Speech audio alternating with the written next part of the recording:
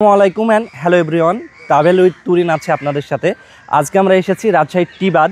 এই টিবাদ থেকে আমরা যাচ্ছি ভারত সীমান্তবর্তী একটা দুর্গম চরে।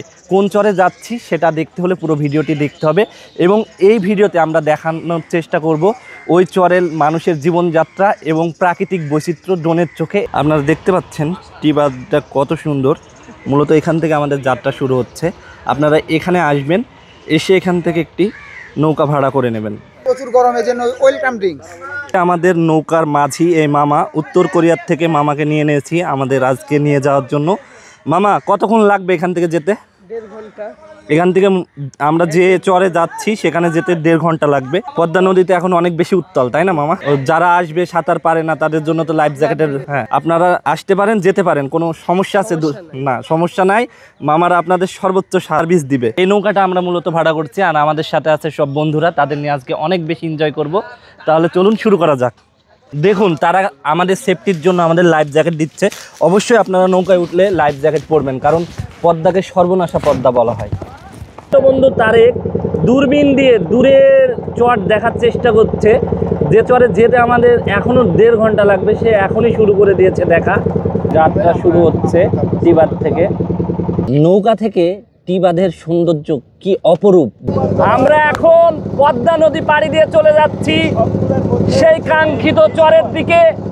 পদ্মা নদী অনেক উত্তাল, আপনারা জানেন বর্ষার দিনে পদ্মা নদী কেমন সর্বনাশা হয়ে ওঠে। সেই পদ্মা নদীর বুক চিরে আমরা ছুটে চলেছি সেই আমাদের কাঙ্ক্ষিত লক্ষ্যের দিকে। এখান থেকেই চর মাজার দেওয়া শুরু। এটা কত অপরূপ।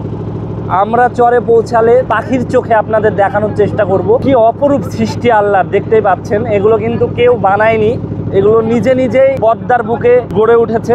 চর মাজার দিয়ার যাওয়ার পথে আমরা একটু নেমেছিলাম এক চরে। চারপাশে শুধু সবুজ আর গরুর পাল, যেন প্রকৃতি নিজেই সাজিয়ে রেখেছে এক নিঃশব্দ প্রদর্শনী। বাতাসে গরুর ঘণ্টার শব্দ, নদীর ঢেউয়ের ছোঁয়া, আর আমি দাঁড়িয়েছিলাম সেই মুগ্ধতার মাঝখানে। এরপর আমাদের যাত্রা আবারও শুরু হলো চর মাজার দিয়ার দিকে। যাওয়ার সময় আমরা চরের মানুষের অনেক সংগ্রামী জীবন খুব কাছ থেকে দেখতে পাচ্ছিলাম। আমরা এখন চলে এসেছি চর মাজার দিয়ার সেই অপরূপ সৌন্দর্য উপভোগ করতে। এখানে আসলে আপনি বাইক পাবেন, বাইকে করে ঘুরতে পারবেন, এছাড়া গরুর গাড়ি, মহিষের গাড়িও দেখতে পারবেন। তাহলে চলুন আমরা ঘুরে দেখি এই চরে কি কি আছে। দেখতে পাচ্ছেন এই বাইকে করে আমরা পুরো গ্রামটা ঘুরে দেখাবো, এই চরটা পুরোটা আপনাদের দেখাবো, এবং এখানে এসে আপনারা এই বাইকগুলো পেয়ে যাবেন। আঁকা বাঁকা পথ পেরিয়ে আমরা এখন চলে যাচ্ছি আমার চাঁদের গাড়ি। এখানে আসলে এই টাইপের দুর্গম পথগুলো আপনাদের পাড়ি দিতে হবে। আমরা এখন বাংলাদেশের শেষ সীমানাতে যাচ্ছি। এই যে সামনে আপনাদের দেখা যাচ্ছে ইন্ডিয়ার বর্ডার, ওই দূরে তার কাটাতে দেখা যাচ্ছে, জানি না ভিডিওতে আপনারা দেখতে পাচ্ছেন কিনা। আমরা অলমোস্ট ইন্ডিয়ার খুব কাছাকাছি আছি। আমরা এখন চলে এসেছি চর মাজার দেওয়ার শেষ সীমান্তে। আমি এখন দেখতে পাচ্ছেন বাংলাদেশে এক লাফ দিলেই চলে আসবো আমি ইন্ডিয়াতে। আমরা এখন ইন্ডিয়ার মধ্যে চলে এসেছি, কি ইজি দেখেন, কোনো পাসপোর্ট লাগছে না, কোনো ভিসা লাগছে না, আমরা চলে আসছি ইন্ডিয়াতে। এখানে ইন্ডিয়ার মানুষের সব ক্ষেত খামার আছে, তারা আসে এখানে কাজ করতে। পদ্মার বুক চিরে জন্ম নেয়া এক বিস্ময় চর মাজার দিয়া। দূর থেকে দেখলে মনে হবে নদীর মাঝখানে সবুজের কোনো রাজ্য ভেসে আছে, যেখানে প্রকৃতির রং বদলায় পরতে পরতে। হঠাৎ দমকা হাওয়া দেখে বুঝতে আর বাকি রইল না এখনই বৃষ্টি শুরু হবে। তাই তো আমরা তড়িঘড়ি করে আশ্রয় নিলাম চর মাজার দিয়ার বাজারে। আপনারা এই চরে কতদিন যাবত বসবাস করছেন? আমার এই চরে ধরেন আমার বয়স আর আমার এই চর দেখা, এটাই ধরেন তার আগে কত বছর থাকা সেটা আমি বলতে পারবো না। আমরা তো বাইরের থেকে আসলে আপনাদের চর দেখতে অনেক ভালো লাগে। হ্যাঁ, অনেক মানুষ আসে, আপনার অনেক জায়গার মানুষ আসে, ধরেন বাইরের মানুষ আমাদের চর এলাকাতে বেড়াতে আসে, অনেক মানুষ আসে। আমাদের ভালো লাগে, বাট আপনারা তো বসবাস করেন, আপনাদের ভালো লাগে।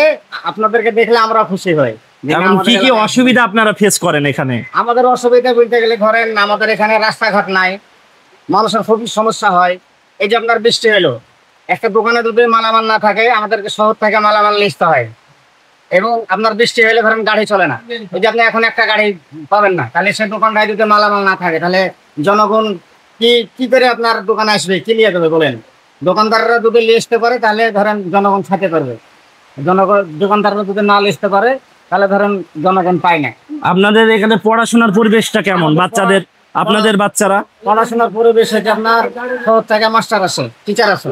আচ্ছা, টিচার আসে আপনার 10টা, 10:30, 11টা বাজে আসে, ছেলে পিলাকে ধরেন একটু পড়ায় না 2 ঘন্টা টাইম দেয়, টাইম দেওয়ার পর আবার ধরেন ঘুরে চলে যায়।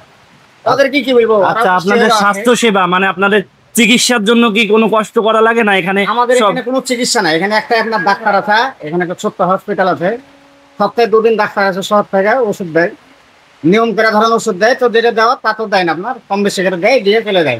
প্লাস ধরেন আপনার মানে অসুস্থ মানুষ হয়ে গেলে, মানুষ অসুস্থ হয়ে গেলে আপনার শহরে জ্বালায়।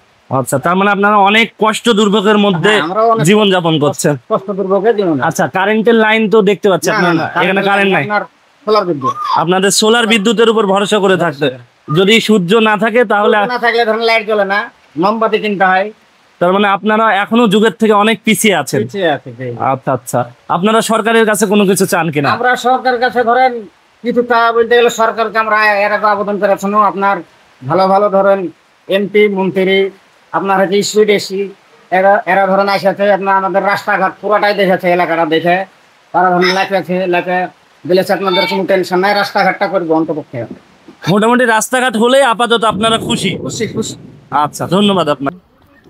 এখনো তাদের রাস্তাঘাটের এই অবস্থা। সভ্যতা যখন এগিয়ে চলেছে তখন এই পাশে মানুষের কি দুর্বিষহ জীবন। এই কাঁচা পাকা পথ পাড়ি দিয়ে আমরা যাচ্ছি আজকে যেখানে খাবো। এখানে দেখতে পাচ্ছেন একটা ঝিরি পথের মতো, সুন্দর করে আমরা আজকে সব এক্সপ্লোর করব। চর মাজারদিয়াতে আপনি কোনো রকম ভাতের হোটেল পাবেন না। আপনি যদি অগ্রিম খাবারের ব্যবস্থা করে না যান অথবা সঙ্গে করে না নিয়ে যান তাহলে আপনি ওখানে খাওয়ার মতো কোনো প্লেস পাবেন না। আমাদের শ্রদ্ধেয় বাসার ভাই আমাদের জন্য আগেই খাবারের ব্যবস্থা করেছিল মাঝির এক আত্মীয়র বাড়ি। সেখানেই আমরা জম্পেশ দুপুরের খাওয়া দাওয়া করে আবার যাত্রা শুরু করলাম নতুন একটা চরের পথে।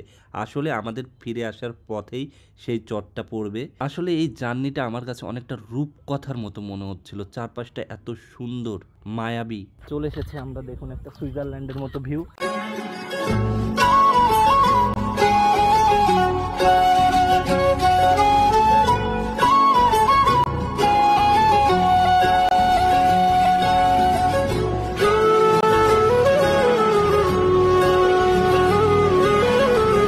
সূর্য তখন ধীরে ধীরে নামছে পদ্মার বুকে। চর মাজারদিয়ার সবুজ গালিচায় লেগে আছে শেষ আলোর ছোঁয়া।